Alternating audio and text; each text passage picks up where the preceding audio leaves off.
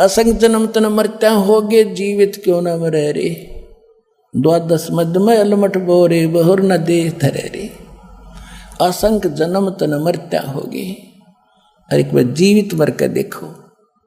जीवित मरना है, एक तो ये है कि हम अपनी भक्ति मर्यादा के अनुसार चलें, संसार के चोचलों को ना देखें। कोई कोठी 2 बना रहा है, 4 प्लाट खरीदने जा रहा है, खरीदने दे ढोंड दे डले तो गोबर का भूंड है। अपनी सीमा में रहें, सीमित खर्च करो, लोक लाज की तरफ देखकर अपने कर्म बिगाड़ो मत, चाहे आपको कितना कष्ट सहना पड़े। यो भी जीवित मरना है, यानी मरने के बाद उस शव को कितना पीटो छेतो, उसके क्या असर है। तो यहाँ संसारिक जो व्यंग हैं, संसारिक ताने हैं, या कोई और यातनाएं हैं संसार की जो समाज के कारण दी जाती है, उनको सहन करो, बोलो मत, भगवान पर विश्वास रखो। जीवित मरना एक ये है। दूसरा जीवित मरना ये है कि जैसे आप यहाँ के लिए चलते हो, सतलोक के लिए, आश्रम के लिए, सत्संग के लिए, तो मन में पता नहीं क्या क्या प्रेरणा आती है, ये नुकसान हो जाएगा, वो हो जाएगा, फिर देखूंगा, फिर मैं मतलब इससे भी ज़्यादा हो जाए अगली बार। तो उस समय ये सोच ले, जैसे हम किसी कामवश रात्रि में भी नाइट सर्विस करके जाते हैं, फिर वापस आने की सोचते हैं। ऐसे एक व्यक्ति, घना जरूरी काम था, नाइट सर्विस से जाकर वापस आने की सोच कर गया था, फिर ये काम करूंगा नहीं तो बात बिगड़ जाएगी। वह नाइट सर्विस एक्सीडेंट होगी, उससे मर गया।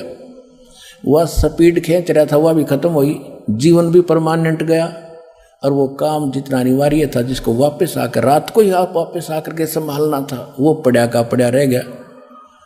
तो जब आप यहाँ वहाँ से चलो और ये मन बकवाद घटे, उस समय न सोच ले मेरी मृत्यु हो जाए अब, तो फिर इसने कौन करेगा।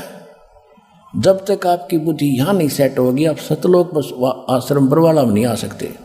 काल ने इतनी बाधाएं बना रखी। और फिर आप देखियो, आप इसके नाम चल पड़ो। कहते मात पिता सुत स्त्री आलस बंधु काने, संत मिलन को जब चले ये अटकावे आने।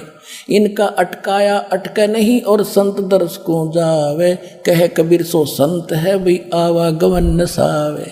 ते मात पिता सुत स्त्री, छोटे बच्चों को माँ बाप बाधा करते जिनको ये ज्ञान नहीं, और किसी भक्त के को ये लगन लगी तो उसकी पत्नी को ज्ञान नहीं, वो पत्नी बाधा बनती है। किसी की पत्नी को ज्ञान हो गया तो पति दुश्मन बन बैठ जाए, लाठी लेकर बैठ जाएगा, नहीं जागी, वहां नहीं जान दूंगा।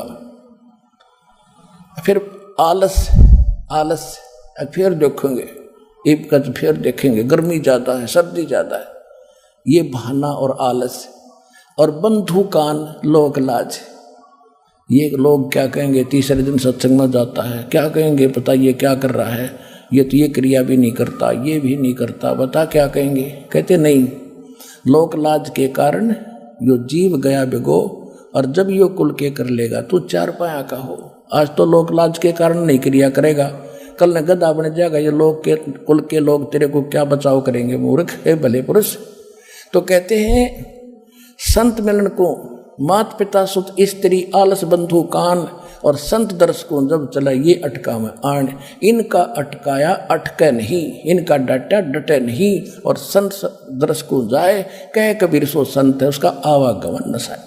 अब जैसे आप चलते हो तो ये सोच लो कि आप मर गए, मृत्यु होगी, आप यहाँ आगे 4 दिन 5 दिन, और जब यहाँ अपना काम भगवान कोड़ा करके जब जाओगे, अगर कोई छोटा मोटा हानि हुई है तो फिर पूरी कर लेंगे, क्योंकि जीवन है। यदि परमानेंट टिकट कट गई, परमानेंट मर गया, जब कौन संभालेगा, उन ठेकेदार बना बैठा। इसको कहते जीवित मरना। असंग जन्म तन मरत्या होगे, जीवित क्यों न मरे रे, द्वादश मध्य महल मठ भोरे बहुर न दे धरे रे।